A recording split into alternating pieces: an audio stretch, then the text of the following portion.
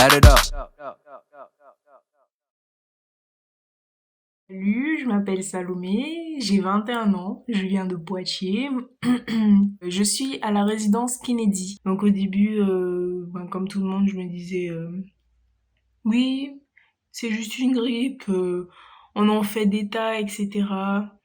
Puis ensuite, quand on nous a annoncé le nombre de morts au fur et à mesure, j'ai commencé un petit peu à avoir peur du Covid. Ben, une fois que je l'ai eu, parce que effectivement je l'ai eu, ma famille aussi l'a eu, je me suis rendu compte que c'est juste un passage difficile mais surmontable. Donc au final, oui, mon opinion a beaucoup changé. J'ai moins peur.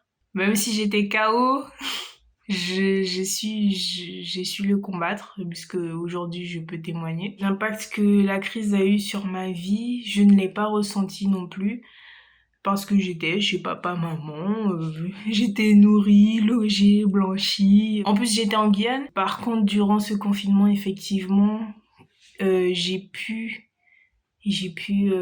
réfléchir sur moi. Et puis j'ai pu aussi créer des liens avec ma famille que je n'avais pas forcément. On a pu faire du jardinage, on cuisinait beaucoup, des choses qu'on n'avait pas forcément le temps de faire quand on avait école ou quand mes parents travaillaient. Le seul truc que je trouve dommage, c'est que on soit obligé de se faire vacciner pour pouvoir avoir le pass sanitaire et devoir accéder à des restaurants, au cinéma, à des activités. Même si j'ai mon pass sanitaire, j'aimerais quand même que ça disparaisse parce que ce sont pas tous mes amis qui ont un pass sanitaire. Du coup, mes espoirs pour demain, ce serait plutôt qu'il n'y ait plus de pass sanitaire. Au niveau de l'écologie aussi, j'ai de l'espoir.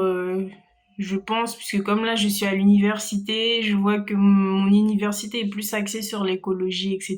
et que ce n'est pas la seule université. Donc je pense que on est en train de nous éduquer à être un petit peu plus éco-responsable. Donc ça aura peut-être un meilleur impact. Par contre, ma peur pour demain, ce serait que il y ait d'autres maladies, ce soit pas la seule, parce qu'avec le réchauffement climatique, etc., les bactéries qui sont encore congelées dans les icebergs, mais le problème c'est qu'avec le réchauffement climatique, tout est en train de fondre. Donc ça veut dire que dans quelques années, on va tous tomber malades de trucs qui datent d'il y a longtemps.